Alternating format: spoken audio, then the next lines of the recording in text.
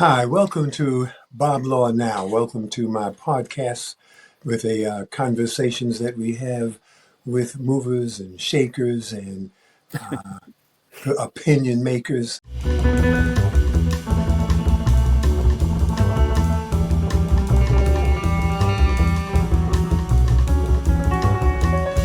Welcome to everybody who joins the conversation with us. And Herb Boyd, thank you so much for being with me.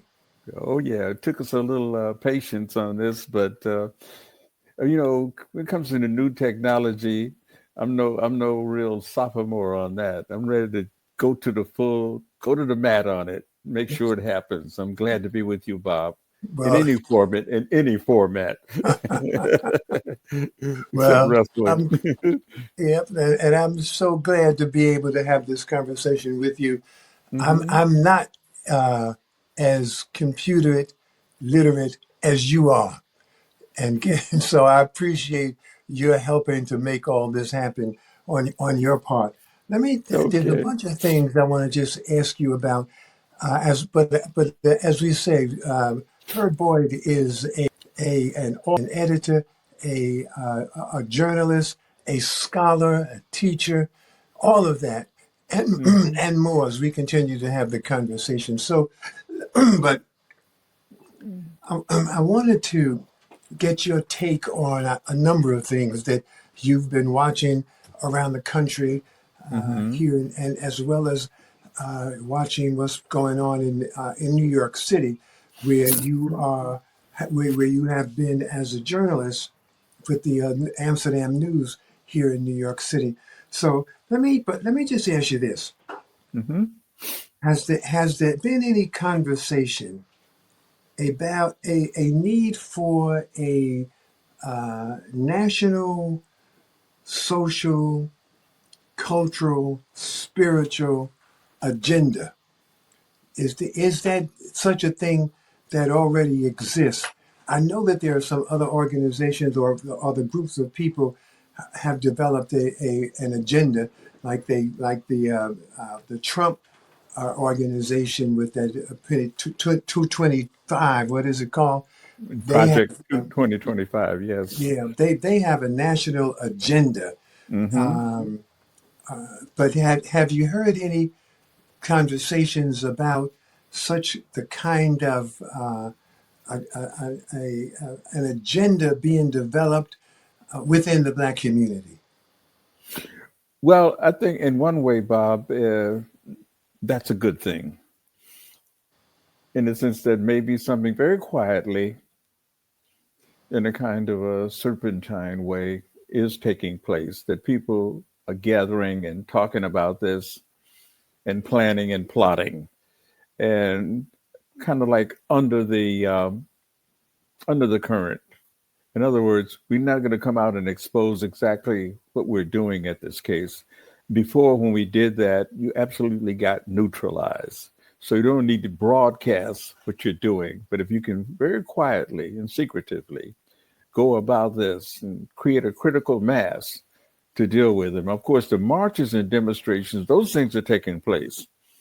And I think they're going to intensify because the kind of authoritarianism, the kind of incipient fascism that's in play right now, and you have people talking about it, like even the governor of Illinois, you talk about, hey, this is another form of Nazism rising.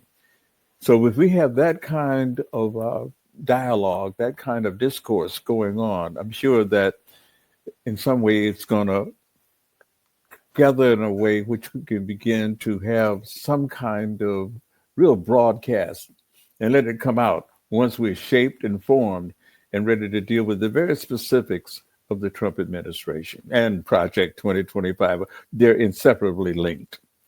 Hmm. The I wonder when we talk about where that leadership and where that initiative would come from. Hmm. Uh, you know, I was watching a series on the Black experience in America. I think it was done. There's about four.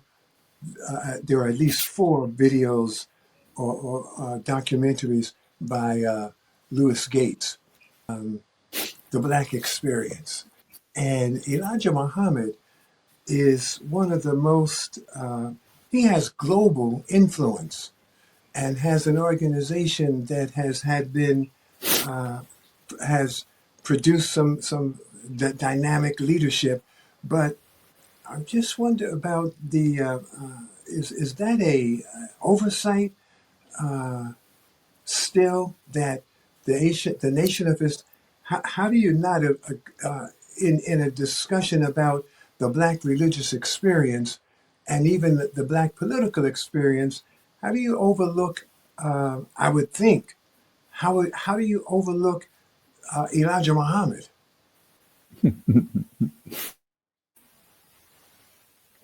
Well, I think what we're essentially what I hear you saying is the effectiveness, the impact. Where is the Nation of Islam in this discussion? And for the most part, even if they were a part of the discussion, I don't see it being in a real sense, any real significance, because I mean, the embracing them, we have to talk about, a collectivity on this. And a lot of people are right away going to be opposed to organizations that already have a set agenda.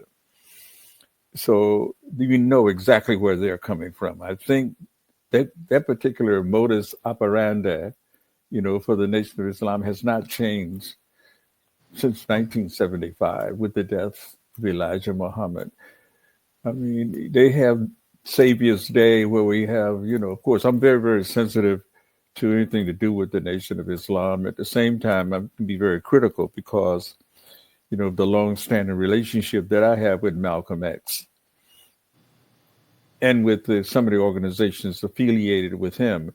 I would like to see, ideally, what I'd like to see, Bob, is a kind of a renewal, a renovation, but we could have like Black Lives Matter hooking up with the Black Liberation Movement, kind of a BLMs coming together. I think that would be a considerable force, something to reckon with and something we can get our arms around and really push forward, because that brings together some of the old activists, which at this point are pretty much null and void, and some of the new thinking individuals out there who need wider exposure and guidance. Mm-hmm. We need a thorough understanding, an analysis of what went down in the 60s. That's still waiting to be done. With that in mind, the Million Man March is still the most significant demonstration of Black solidarity. Gathered more Black people than anywhere, well beyond what the March on Washington and the Civil Rights Movement. And I want to make a point to. So I don't know if that plays into what you were talking about, or had your concern about. Mm-hmm. What about the fact that was a demonstration of Black solidarity, much more so than anything else that has happened again globally among Black people among Black people. That's a good point, Bob. Uh, we've had some analysis, some summaries about the March on Washington, and what you have is like this here very historic moment of arousal. What needed to be done is how do we take that energy of that moment, convey it, transfer it, solidify it into a long-standing organization with political force and savvy. Mm-hmm. That did not happen. Right. It did not happen. And that's unfortunate because I think Black Lives Matter suffered from the same kind of atrophy. And we have this energy in the street, the police brutality was going on systematically. We had this aroused people taken to the streets, but there was no way to harness. How do we harness that energy and put it into a concrete program for ongoing struggle. We tried to do that with, you remember we had the BRC. We had the BRC out there with Manning Marable and Bill Fletcher and Abdullah Kalimat, Leif Mullins, Manning Marable. Those individuals had pulled together the kind of a Black Radical Congress, a Black Radical Coalition, and that too fizzled out. So what we're talking about historically, we have these moments of absolute, promise, but we don't grab that promise and package it in such a way that it can be sustained and gather more people and then move systematically with a program of struggle and change. Let me just say again, we're talking with journalist Herb Boyd. He, as I said earlier, Herb Boyd is an author, an activist, a scholar, educator, the Black community. I was going to ask. Oh, let me ask you about this. I'm going to get these. I'm going to have these hiccups here in a minute. That's one of the things that I'm still suffering with my stroke. I'm still dealing with the hiccup. But when we talk about a national agenda, Mm-hmm. Let me ask you, what about this whole idea of protest? There are people who are talking about let's move away from protest. Let's move away from protest and begin to focus on self-determination. Let's use our own resources, use our own money, for instance, as opposed to, and use our own money to build institutions as well and build in our own community what we are in need of. And protest is maybe is not where, or are you hearing? Because see, one of the things that some people say is that we have been the civil rights movement has hijacked the Black Power movement a few years, some years ago, and it has moved from power to protest. And so what we have now are demonstrations, we have and marches, but we're not talking about owning our own supermarkets or building our own of anything of our own banks, supermarkets, controlling any industry of our own. We are committed. It seems we are committed only to protest. And I wanted your thoughts about that. Well, I think one of the things about it, those things are not really separate agendas. They should be collapsed and almost inextricably connected, Bob. I mean, you can have a protest and you can still have this here struggle for self-determination. They can be interwoven. The whole challenge we face is the genius of that. I mean, we've had that in the past. We've had some great thinkers, scholars, and what have you, activists and political leaders out there who've tried to combine those things. Think of a Philip Randolph. You think about a Malcolm X or Dr. King. Just the other night, we had the 21st of his assassination, February 21st, 1965, over at the Shabazz Center. And one of the things missing, I mean, you can talk about the commemoration of his assassination, the memory of Malcolm and everything, but it's got to take a little bit more than what assembled there, yes, last night. I mean, because first of all, Malcolm was missing. No one was there to really articulate what Malcolm's ideas were about, particularly near the end of his life. 1964, Bob, as you recognize so well, was probably the most critical year in his life. No filmmaker has captured that moment yet. notwithstanding what Spike Lee has done out there. Mm. In fact, that may be one of the issues that we need to deal with is how we begin to contextualize, the memories in such a way that it moves this here movement. You can kind of bring the movement back into perspective. So you have these here moments where we celebrate the past without understanding the moment where we are now and how we move forward. And you're going to have to bring some of the individuals there who have some connection with the past. I mean, all of the young people out there, you recognize, the energy, the Black Lives Matter, people in the street. But the thing about it, they didn't call on any of the advice and the consultation of people who had been in the streets before.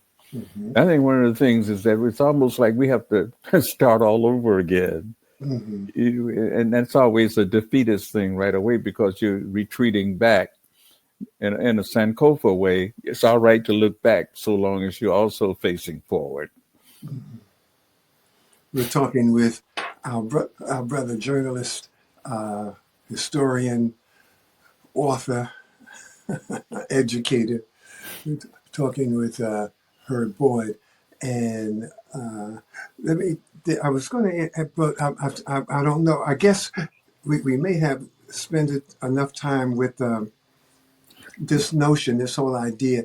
I know that there are people who are working right now Mm-hmm. around this whole the idea of do for self, saying but again, it is in a protest mode. For instance, there's a demonstration for I think it is Target, and because Target is one of the corporations that is protesting diversity. Their plan to give up working on toward diversity and that diversity movement, but it's a protest movement. Now, at the same time, with that protest, there are people who are saying, let's go and support businesses that Black people own, and that should be more effective and more powerful than to continue to protest. We say that we can't give up one or the other, but it seems as though, and so maybe I'm not hearing this correctly, but we don't seem to hear the self-determination part of that. We're not talking about supporting Black banks, and there are a couple of Black banks. We're not talking about Black supermarkets or grocery stores. Black people don't even own the Black hair care business.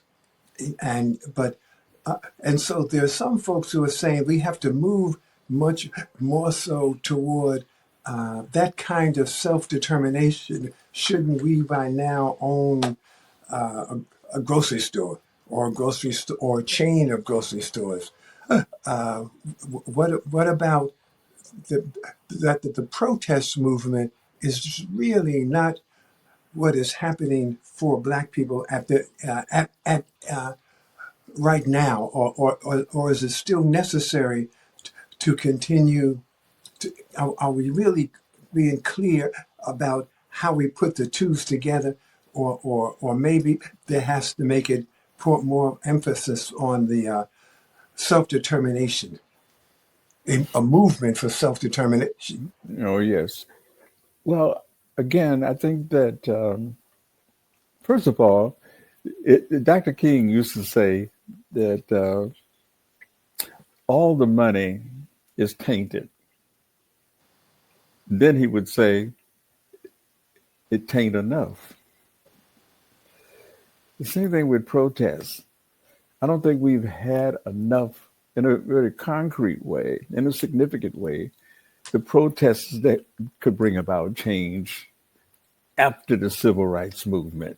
Mm-hmm. Black Lives Matter brought about a few changes systemically, but it was not sustaining. I mean, even when we had Wall Street, Occupy Wall Street, that was ephemeral. It was a moment in time and it faded. It never got traction. Mhm. What we have to do is grab some of the energy of this protest and give it a little bit more than a momentary, just a frequent, something that just pops up and then disappears. We can't have a pop up. We can't have a pop up politics. You know, they have sometimes stores, come along and they have like a moment out there. They got a product they want to promote and push, but they don't have it tied into an overall economic wherewithal. That's the same thing happening. You can talk about the grocery stores. Well, maybe that moment, Bob, has passed because everything now is morphing and converging and becoming more and more in a solid capitalistic way. People feel that, I can open up a store here in Harlem, but can it compete to these giants that come in and can price you right out of it? We've seen that happen again and again, and it's getting worse because the whole situation of we talk about what's going on with the decentralization of things, and where people, what can we do, to find some kind of way to consolidate the power and interest we have. Of course, the black dollar is still pretty powerful, but it's not being used in a concerted way to kind of like, can we monopolize in such a way that we have compete, we can compete against some of these here the mega giants that come into the community and just price us right out, whether it's like, you talk about the food, you talk about the industry of taking care of people, the hair products, where you talk about even, with the with haberdassery, with clothing. We have a couple of companies going on. I was talking to two of these people last night, and they were telling me, "Hey, we got this here, this new company we're making our own clothes now." But the problem is distribution. It's always going to be a key issue when you talk about Berry Gordy and the whole record industry in this country. So it's a lot to be said about how we amalgamate and bring these different entities together so they can have a powerful impact on the overall economy. African Americans, we have the movements out there from time to time in the honor of Malcolm X, or we say close down the stores, or we say buy black and all that. But that's just a moment. It's not sustained. It's even like Black History Month. Hey, Mm. we get all excited about it, and then what about the rest of the year? Are you thinking along those lines in terms of honoring the ancestors and Mhm. emulating those ancestors? So it has to be more than just let's stop for a moment and reflect on the past. And that reflection has to lead to a powerful moment and certainly to the future. You have mentioned Dr. King, Dr. One significant book by Dr. King, of course, is Where Do We Go From Here? Chaos or Community. Yes. And I just, and this comes to a different kind of question of the leadership. I just heard the mayor of New York City quote Mein Kampf, saying that it was that he, the mayor, was talking about Dr. King, and the mayor had no knowledge of who Dr. King really is. When I heard him say that, I'm saying, what? How did he say that? What kind of leadership? What? Who represents? Is there anybody in the black community? Maybe let me put it like this, because that was an asinine statement by the mayor of New York City to quote Mein Kampf, talking about Martin Luther King, because the mayor didn't know what Mein Kampf is and who actually is authored that book. But and for people and for people who might not remember, that's Hitler's book, My War, which is very much what is now the 2025 book for the Trump organization. But the I wonder, is there anybody, your feelings as you hear people, is there anybody, I think you've already mentioned that there's a possibility of a group, that there are a few people, and I'm aware of other organizations, the Nubian Leadership Council. I'm aware of other organizations around the country, but none of them really don't own the speak for for the national black, or for the national black community, where is there anybody, even as an organization or an individual, that seems to be trusted by black people overall? Only in if you talk about like the historic organizations, the Urban League, NAACP, and you've got a Mark Morial, Derek Johnson, representing to a great degree the kind of feelings, attitudes coming from the black community, because they were put in those positions of leadership because it's like the cream rising to the top to a great degree. Heaven only knows the real administration of how that's done in terms of one rising to the top and becomes the spokesperson, head of that organization. But then that organization is in place. They've got checks and balances within these organizations to make sure they curtail and make sure this individual is not misrepresenting them.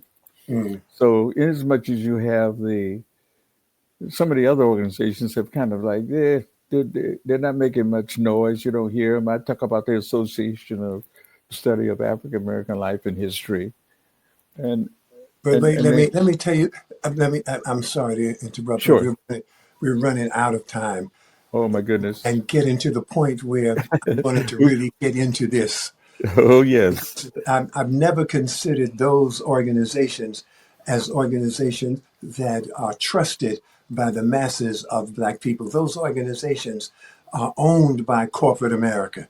Their Mm. budgets come from corporate America. They are, and black people have never trusted any of those organizations. But that's the end of this conversation. We're going to have this conversation again Yeah. and pick No, up right there. part two, baby. No doubt about Indeed. it. But Herb Boyd, again, thank you so much for Oh, it's a part of this pleasure, conversation. Bob. Let's pick up on that thing next time, okay? Yeah, absolutely. That's a good Absolutely. place to end. All right, everybody, stay with me, everybody, as we continue this ongoing conversation. We've talked to a couple of people, Malana Karenga, some Mm. who want to be a part of this ongoing conversation as well. Who Mm. represents? Who do you all really trust? Who do you really trust?